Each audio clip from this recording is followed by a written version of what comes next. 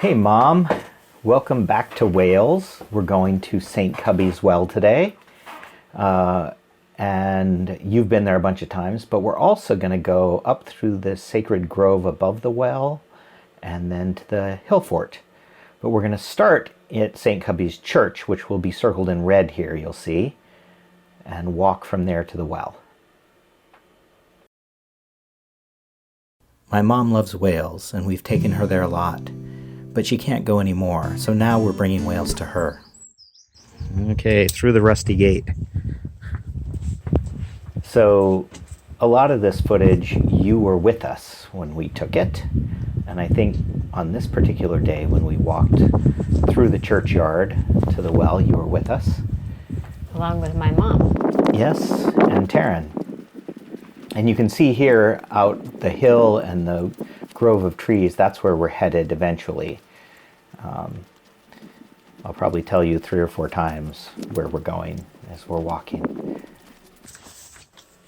So St. Cubby was another one of those saints, 5th, 6th century saints in Wales. It's always an adventure with us. We're on the corner of St. Cubby's Church, coming here over a stile. Obviously. Yep.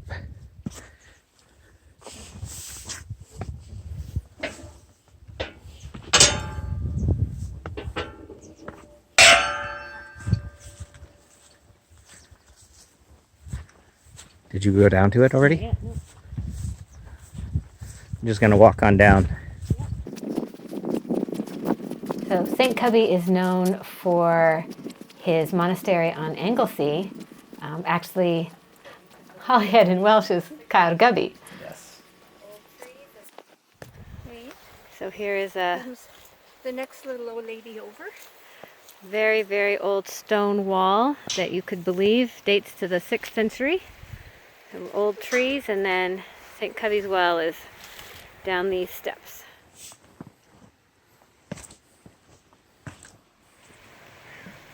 You can hear the water running. Yeah, this is such a great place to visit. And once again, as we're approaching here, you can see the grove of trees behind it and the hill, which we're going to walk up later. We often walk in from that side over there, which we just look down that path. But I think when we go back next time, we're going to park by the church again. It's I think we decided that. Yeah. And you can imagine people 1,500 years ago walking along these paths to this sacred well.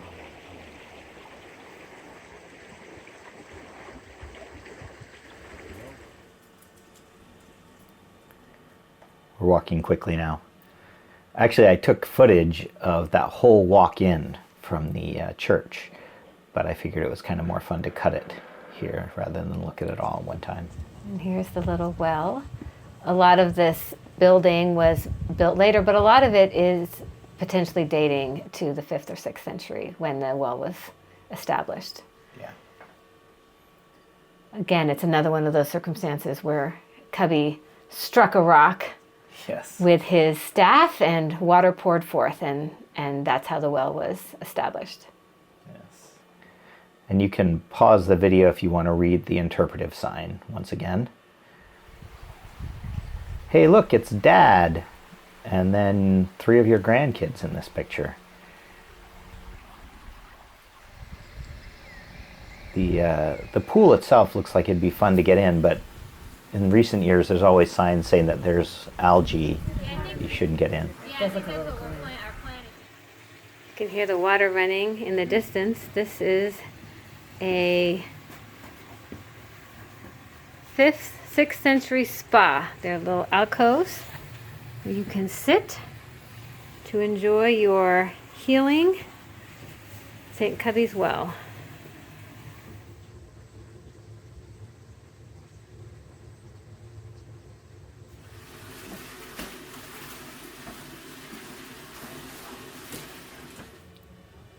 This is the backside of it. The stream that feeds it comes down off the hill and then flows through here. Yeah, it's a spring that comes out right here. The water's underground coming off the hill, I suspect. And this outlet that runs along there runs under this little house that you see there in the foreground. Which turns out to be a latrine. Yes. So we're going to get some close-up shots of the latrine because that's what Sarah likes. But it is pretty clever. They put the latrine downstream from the healing well. Yes. Always a good idea. Always a good idea. And once again, you can hear the birds singing. It's such a great spot. Saint Cybi was one of the more famous 6th century saints. He was a cousin, apparently, of Saint David, the patron saint of Wales. We also visited his monastery on Holyhead in the remains of the old Roman fort there. But late in his life, he came here to the Shen Peninsula, and apparently this well came into being when he hit a rock with his staff and water sprang forth from it. From then on, pilgrims visited this well for healing. It's probably.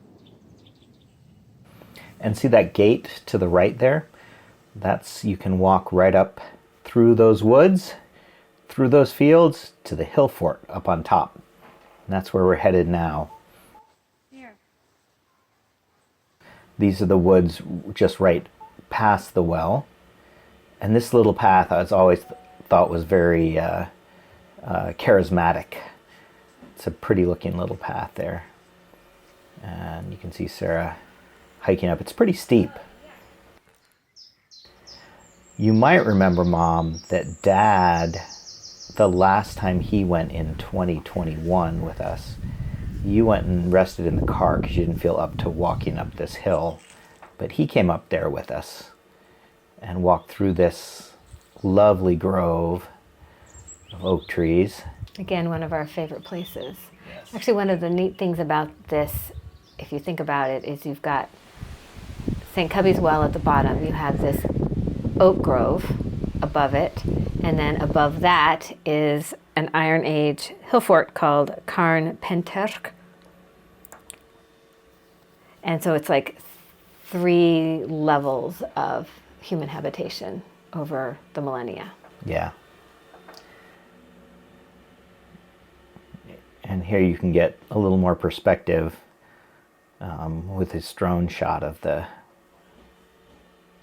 oak grove, and then we're going to pan up and look up to the top of the hill where the hill fort is.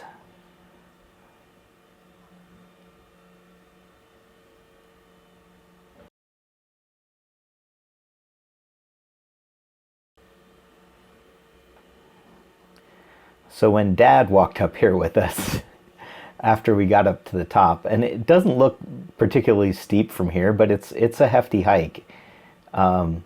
We got to the top and he said to me, "Well, I can tell you I'm never doing this again in my life." So there we are looking back down to the oaks and back up to the top. And the view is really beautiful out on the Shen Peninsula here. Actually, we're looking in towards Snowdonia there, and then looking more towards the north up here.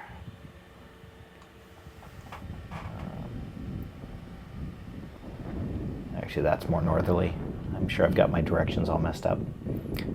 There's a couple of your grandkids again up there on top with the trig point.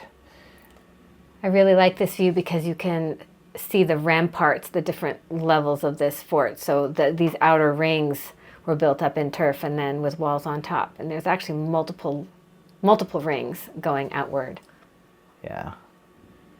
Unfortunately, over the millennia, farmers built their walls right through the center of the fort, yeah.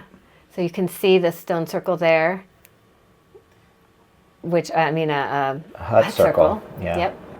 Which we'll get a good shot of here at some point, I think. There is some thought also that sort of a central ring of this at the top was early medieval, in fact, while certainly the bulk of it was prehistoric or Iron Age. Yeah.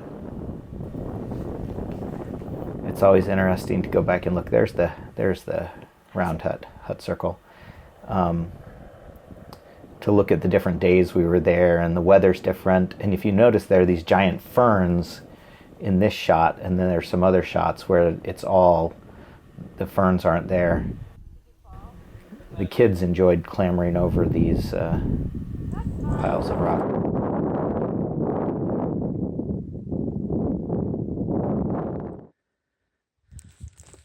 So there we are. So all the ferns are dead in that picture. I don't know, that must have been early spring.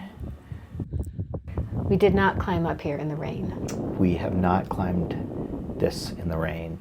Although you're going to see a shot in a minute here that shows how the farmer built little shelters for his sheep in one of the rock walls.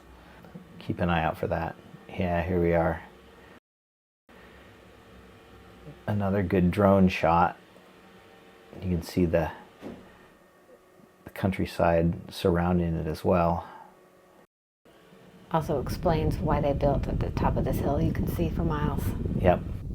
This is walking back down. That's Dad and his grandkids. There's the little shelters for the sheep in the stone wall. And then descending through the grove, back to the well, the holy well. And then, yeah, we saw some kids who were doing something for the Eisteddfod.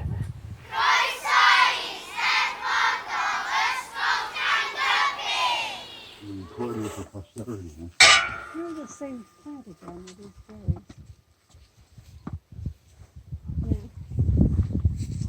berries. Yeah. Anyway, I hope you enjoyed this little visit to St. Cubby's Well. Well, when I was 29 years old and clambering over the Rocky Mountains with you in a backpack, I would never have thought I would be doing this at age 75. Yeah. So tell me, are we going to climb anything that's more challenging than this? No, I don't think so. Oh, well, I guess we don't have to worry.